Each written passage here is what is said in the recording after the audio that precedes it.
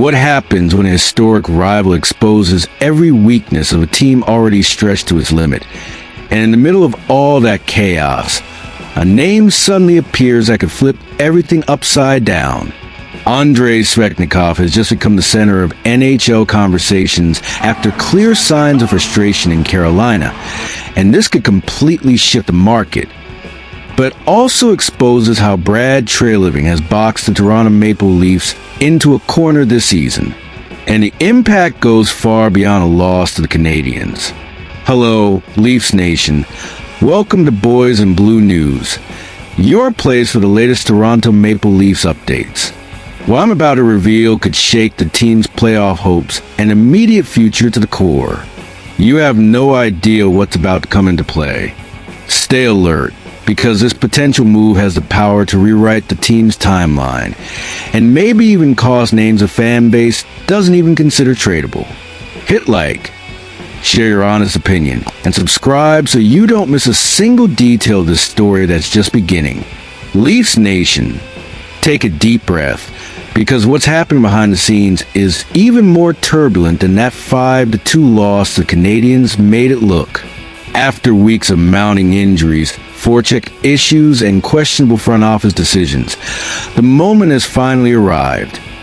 We need to talk about the perfect target who may hit the trade block, and about how Brad Treliving, with his previous decisions, has completely limited what the Toronto Maple Leafs can do right now.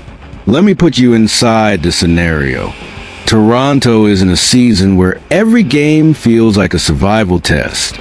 The recent loss to Montreal wasn't just another defeat. It exposed once again how this roster has lost depth, lost physicality, and lost the ability to compete night after night.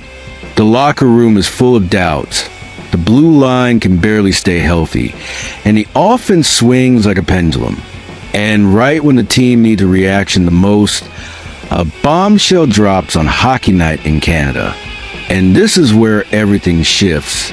Elliotte Friedman reported live that Andrei Svechnikov, yes, the same Svechnikov who has toured Toronto multiple times, will be open to the idea of being traded. The Russian winger is unhappy with his ice time, and according to Friedman, it would take a monster offer to pry him out of Carolina.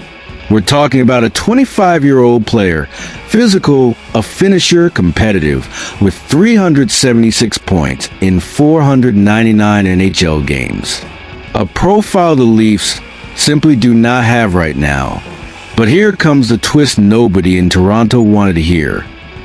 Even if Svechnikov does hit the market, the Maple Leafs don't have the ammunition to enter that fight. That's exactly the problem. Treliving spent the team's next 2 first-round picks in the Scott Laughton and Brandon Carlo trades, moves that still haven't produced the expected return. To make matters worse, the team doesn't have enough premium prospect to compete with the packages other contenders can offer unless they give up Easton Cowan or Ben Danford. And even then, there's no guarantee the Hurricanes would be interested. That's the brutal reality. A player who would be a perfect fit suddenly becomes available. Strong, aggressive, puck driving, with real presence in the offensive zone. But Toronto has no trade capital, no picks, no room, no flexibility. That's the price of years patching immediate holes without thinking about the bigger window. And what comes next, nobody saw coming. Insider analysis is unanimous. The Hurricanes are in no rush to move Svechnikov. They would only do it for a massive return. And without those 2 first-round picks, Toronto is already at a disadvantage before the conversation even begins. It's one of those rare occasions when an elite talent might actually be moved. But the Maple Leafs are probably the most limited team in the league to join the bidding war. Now let's look at the scenarios, because this story has 3 possible paths, and none of them are simple. Optimistic. Toronto finds an alternative solution, identifies another impact winger with a lower cost, and gets the needed boost without destroying the future. Cautious. Treliving holds onto his pieces, tries to survive with what he has. relies on injured players returning, and hopes for a stronger opportunity in the summer. Front office view. The priority now is rebuilding the stockpile of picks and prospects, because opportunities like Svechnikov are only seized by teams with capital. But before we continue, hit the like button if you think Toronto urgently needs a change in its GM approach. With all that on the table, the conclusion is clear. Even if Svechnikov truly becomes available, Toronto doesn't have the resources to compete. And that raises a question that hurts the Leafs nation the most. How much longer can this franchise waste windows with a core that deserves far more than this? Leafs nation, after all this chaos, after bitter losses, heavy rumors, and the constant feeling that the team is always a step behind, it's impossible not to sense that we're standing at a breaking point. The situation involving Svechnikov exposed exactly what many already suspected. The Toronto Maple Leafs need deep changes, not superficial, not cosmetic. Changes that actually redefine what this franchise wants to be. The weight of past decisions is knocking at the door. The lack of picks, the shortage of elite prospects, the pressure on a core that deserves more support. All of that forms a clear picture of a team fighting not only opponents, but its own decisions.